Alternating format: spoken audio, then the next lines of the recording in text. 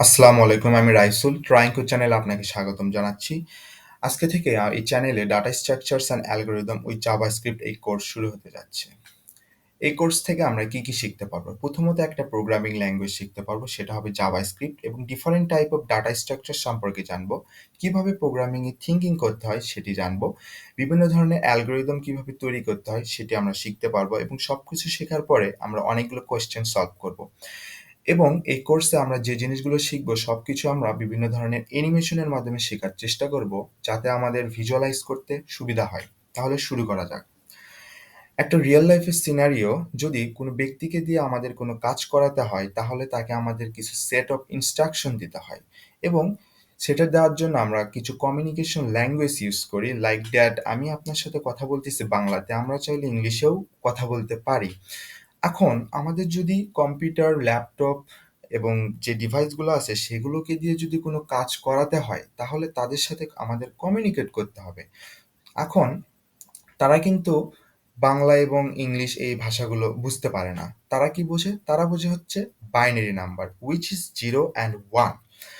এখন প্রশ্ন হতে পারে যে ভাইয়া, এত কিছু থাকতে 0 এবং 1 ই কি কারণে আমরা ব্যবহার করতেছি? কারণ যেই ল্যাপটপ, কম্পিউটার, ফোন এই জিনিসগুলো হচ্ছে ইলেকট্রিক ডিভাইস। অর্থাৎ এই ইলেকট্রিক সার্কিটের ভিতর দিয়ে যখন কারেন্ট যায়, আমরা এভাবে কল্পনা করতে পারি যে ইলেকট্রিক ডিভাইসের মধ্যে দিয়ে যখন কারেন্ট যায় তাকে আমরা 1 দ্বারা রিপ্রেজেন্ট করতে পারি এবং যখন কারেন্ট যায় না তখন আমরা তাকে 0 দ্বারা রিপ্রেজেন্ট করতে পারি। আমরা এখানে আরেকটা এক্সাম্পলের মাধ্যমে দেখতে পারি, যখন ডিভাইসে হাই ভোল্টেজ ডিটেক্ট করে তখন তাকে আমরা 1 দ্বারা রিপ্রেজেন্ট করতে পারি এবং যখন লো ভোল্টেজ ডিটেক্ট করে তখন তাকে আমরা 0 দ্বারা রিপ্রেজেন্ট করতে পারি। এরকমভাবে 0 থেকে 9 পর্যন্ত যেই ডেসিমাল নাম্বারগুলো আছে সেগুলোকে আমরা বাইনারি ফর্মে রিপ্রেজেন্ট করতে পারি। যেমন 0 কে 0, 1 কে 1, 3 কে 1, 1 এবং 4 কে 1, 0, 0। এখন এভাবে আমরা এ, বি, সি, ডি এবং different type of special character like that, at the rate, hash এগুলোকে আমরা বাইনারির কম্বিনেশন রূপে আমরা কম্পিউটারকে বুঝাতে পারি।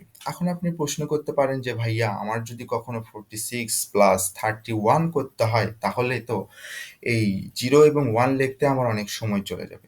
কোনো চিন্তার কারণ নেই। এখানে আমাদের সাথে পরিচিত হয় হাই লেভেল ল্যাঙ্গুয়েজ, যেটি আমাদের এই কাজগুলো করতে সাহায্য করে।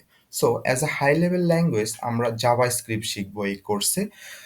সো আমরা যখন জাভাস্ক্রিপ্ট দিয়ে কোনো প্রোগ্রাম লিখি তখন এটার ভিতরে একটা কম্পাইলার থাকে, যেটি আমাদের জাভাস্ক্রিপ্টের কোডকে বাইনারিতে কনভার্ট করে। অর্থাৎ এটি কনভার্টিং এর কাজ করে, যা আমাদের কম্পিউটার খুব সহজেই বুঝতে পারে।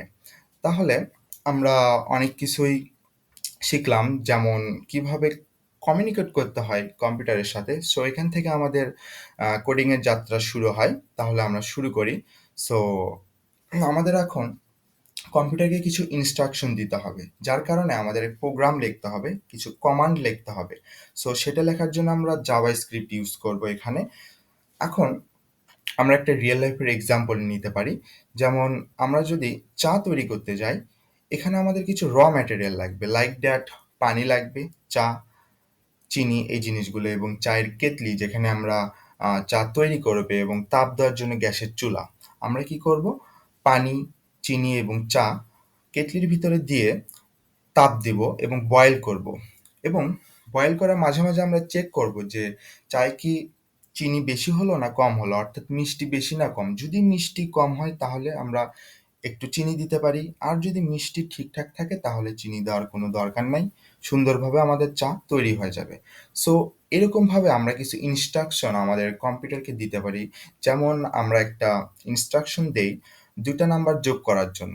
সো আমি কম্পিউটারকে বললাম, তুমি আহ, কাজটা শুরু করো। আমি তোমাকে 2টা নাম্বার দিচ্ছি, নাম্বার 1 এবং নাম্বার 2। তুমি কি করো? নাম্বার 1 এবং নাম্বার 2 যোগ করো, করে একটা ভেরিয়েবল সামে তুমি সেটা স্টোর করো। করার পর তুমি প্রিন্ট করে দাও এবং তোমার কাজ শেষ। তুমি প্রোগ্রামটা এন্ড করে দাও। সো এখানে আমরা 2টা জিনিস ইউজ করলাম, একটা ফ্লো চার্ট এবং আহ, আমার লেফট সাইডে দেখতে পাচ্ছেন যে সুডো কোড লেখা হয়েছে এখানে।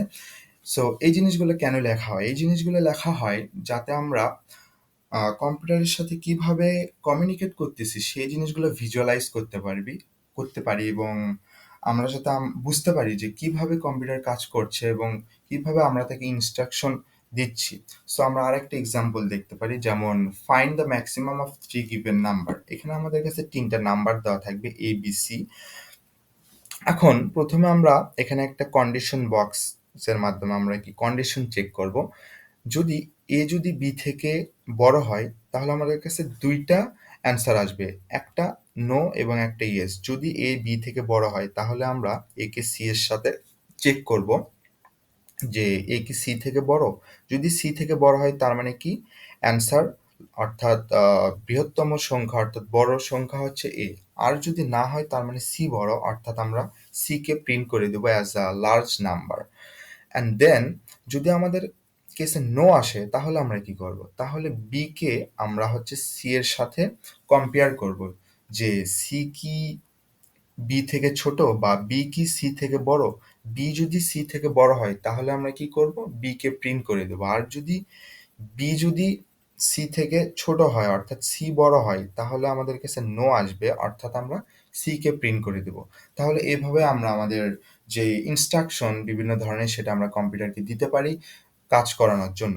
তাহলে আজকের ভিডিও এই পর্যন্ত। এর পরের ভিডিওতে আমরা কিভাবে এনভায়রনমেন্ট তৈরি করতে হয় কোডিং এর জন্য আমরা সেটা দেখব। ততক্ষণ পর্যন্ত ভালো থাকবেন, সুস্থ থাকবেন। আল্লাহ হাফেজ।